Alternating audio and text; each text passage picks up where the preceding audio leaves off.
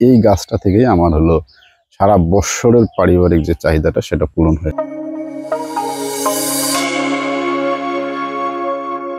আসসালামু আলাইকুম। এটা যেটা দেখাচ্ছি সেটা আমার বাগানের একটা হলো মরিচের গাছ। এই গাছটা শুধুমাত্র রাখছি আমার পারিবারিক চাহিদা মেটানোর জন্য।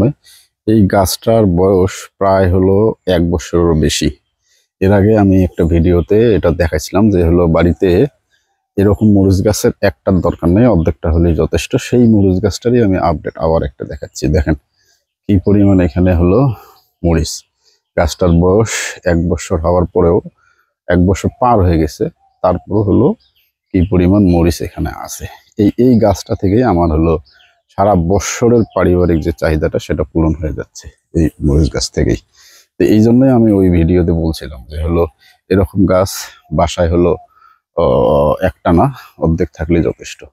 তো তাই এটা দেখতেছেন, এটা হচ্ছে ফায়ারবক্স মরিচের জাত একটি।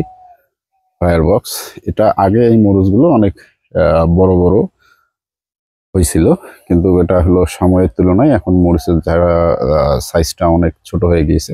কিন্তু তারপরও মরিচের যে স্বাদ বা যে ঝাল সেটা মাশাআল্লাহ এটা খেলেই বোঝা যায়। এই যে দেখেন থোকায় থোকায় কি পরিমাণ মরিচ, এবং এটা একদম বিশাল এরিয়া নিয়ে এখানে আছে, একদম বিশাল।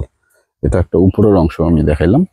এই যে যদি দেখি তাহলে এই গাছটাতে অনেক অত্যাচার হয়, তারপরেও গাছটা এখনো হলো তার স্বাভাবিকভাবেই সে হলো মরিচ এখনো দিয়ে যাচ্ছে এবং ফুল আসতেছে। এই যে কি পরিমাণ মরিচ।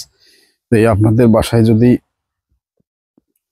সামান্য একটু জায়গাও থাকে তাহলে 2-1টা এরকম মরিচের গাছ যদি লাগান, তাহলে অন্তত আপনাদের পারিবারিক যে চাহিদাটা আছে সেটা অন্তত মেটাইতে পারবেন। ধন্যবাদ সকলকে, ভালো থাকবেন। আসসালামু আলাইকুম।